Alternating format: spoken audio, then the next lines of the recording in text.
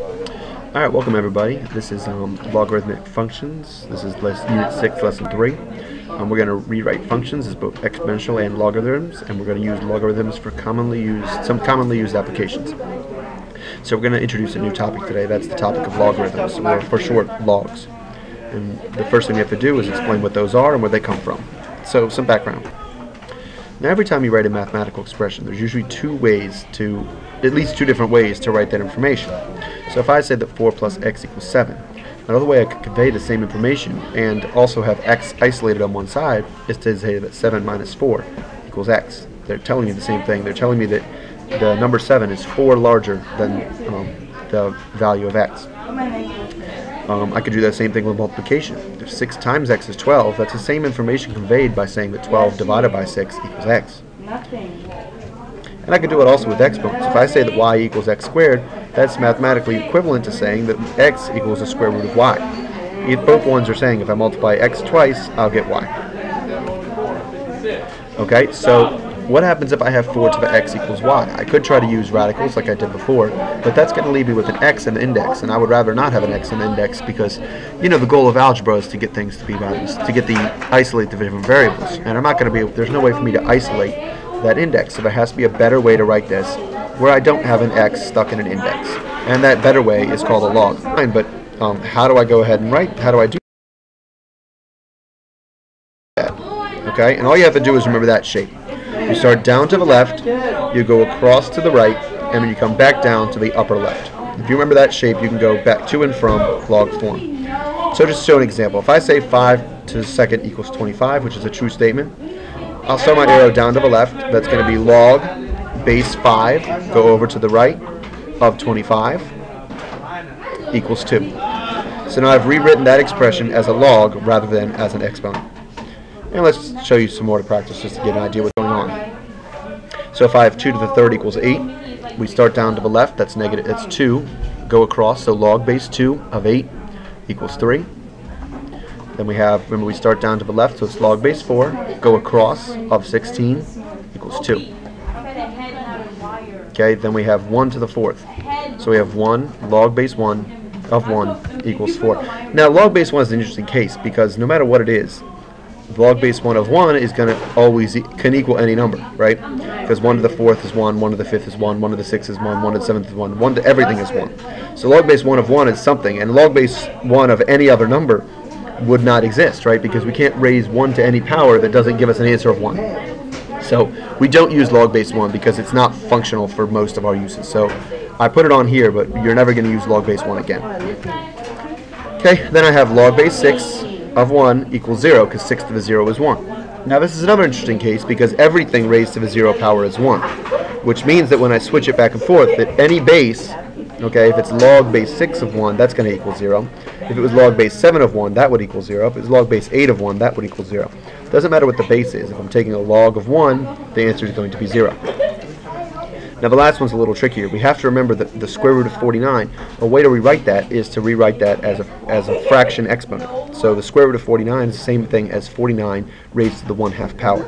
So when I remember that, now I can rewrite it in log form because 49 is to the bottom left. So I have 49, so it's log base 49, go across of 7 equals 1/2. Okay, going the other way, going from log to exponent is actually the same exact method. We still start on the bottom left, go across to the right, and then come back to the top left. So in this case, the bottom left is 4, so it's 4.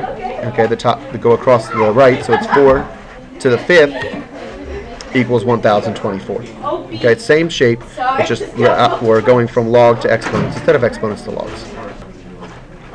So some more example problems. This one is log base 8 of 512 equals 3. We start on the bottom left with the 8, we go across to the 3, so that's 8 to the third, and it equals the thing that's after the log, so it equals 512. Okay, this one's going to be 5, go across to the fifth, equals 3,125. Then we have 6 to the third equals 216, and we have 10 to the first equals 10. Just going back and forth using that same pattern I was using all the time.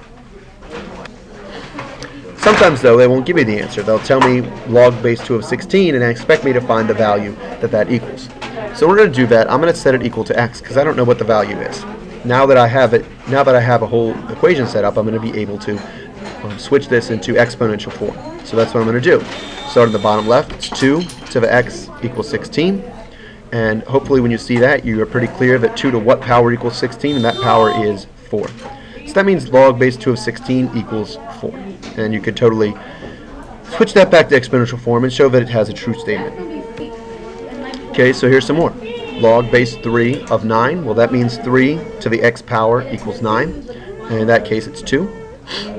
Log base 25 of 5, we have 25 to the x power equals 5. Now since 5 is the square root of 25, that's 25 to the 1/2 power. Then we have 10 to the x power equals 100, well that's 2 as well.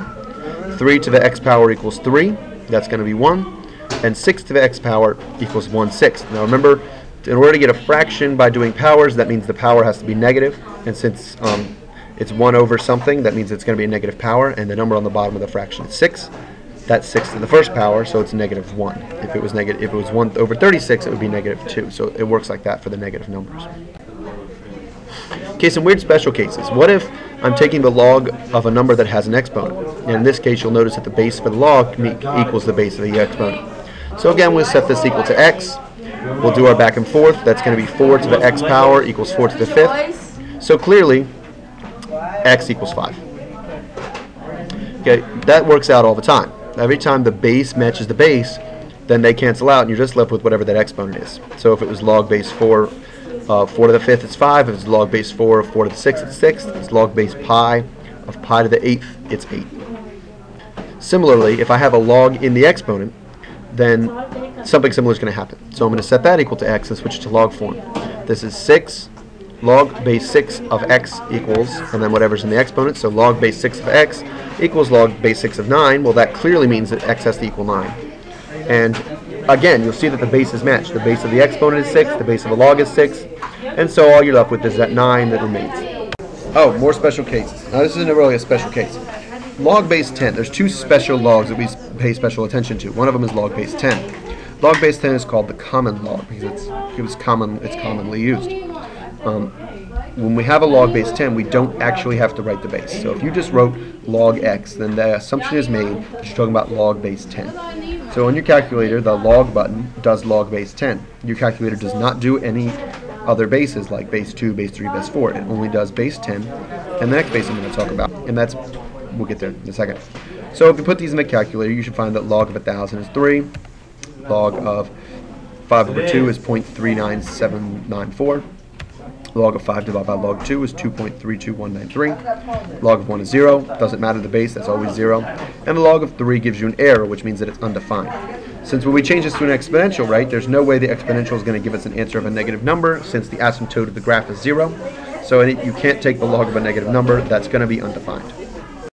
Alright, the other special base of log is log base e.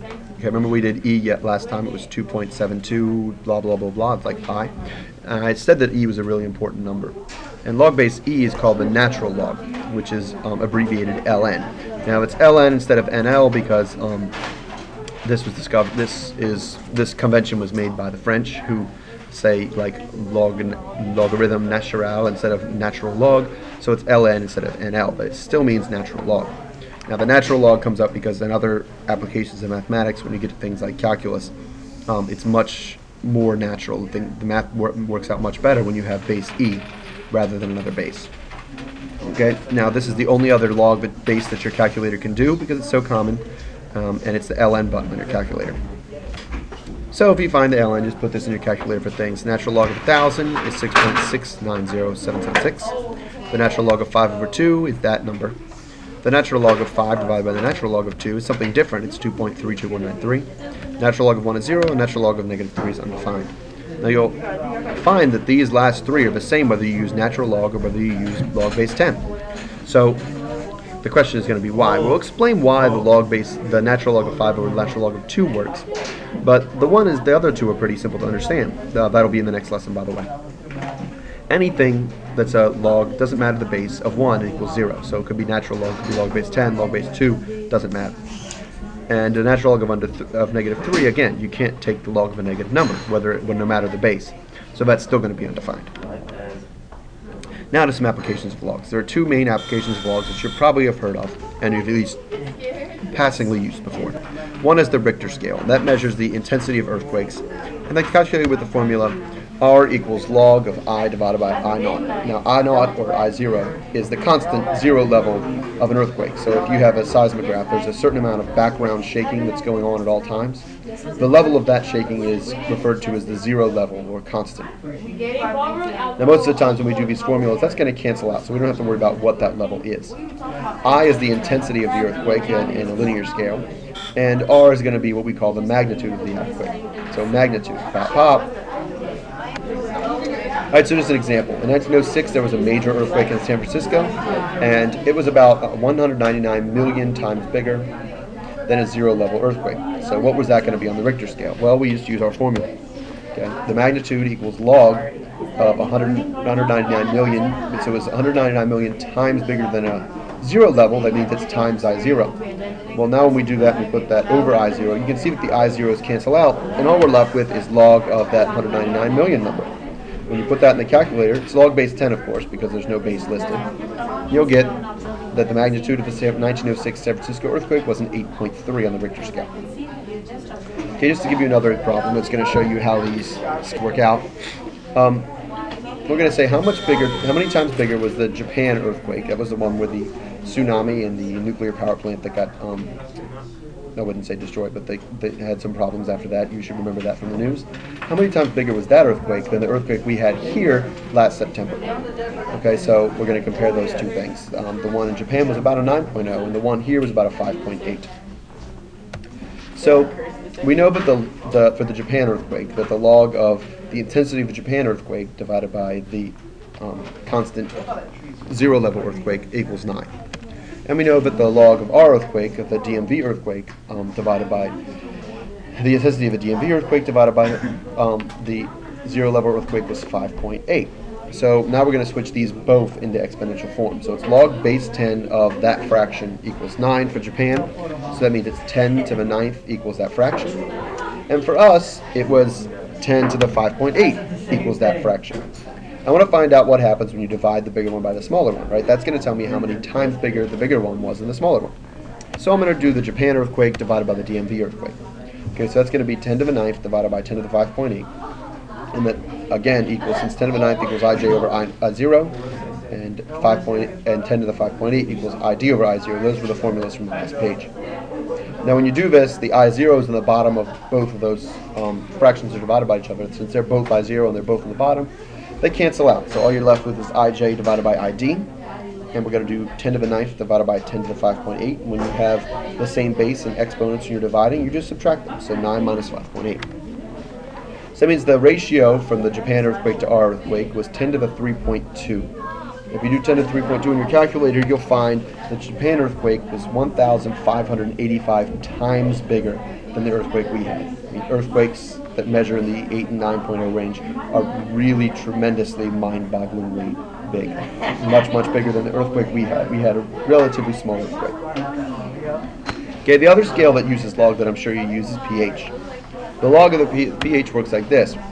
The pH of something equals the negative of log of the H+. Now H+ is the concentration of hydrogen ions. So I'm going to give you two kinds of problems that deal with this, and I'll solve both of them right now.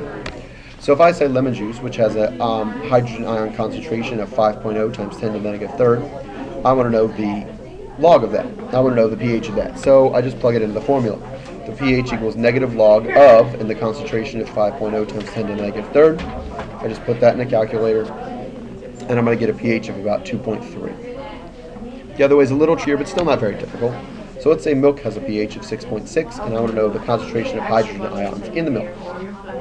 So I use that formula, but see, that formula has a negative log, and we haven't done anything with negative logs. So I would like the log to not be negative and be positive. So I multiply both sides by -1, so that I have a positive log now, and it goes to a negative number. Again, since we have no base listed, we're assuming that base is 10. So when we change it to exponential form, that's going to give us 10 to the negative 6.6 equals H+. When you put in 10 to the negative 6.6 in your calculator, it's going to give you 2.5 times 10 to the negative 7. So that's the hydrogen ion concentration, and that's the answer to the problem. Okay, here's your homework. There's 20 problems in the homework, which seems like a lot, but a lot of them are going to be very fast to do, especially the early ones where you're just switching back and forth between logs and exponents. All right, so good luck, and I'll see you next class.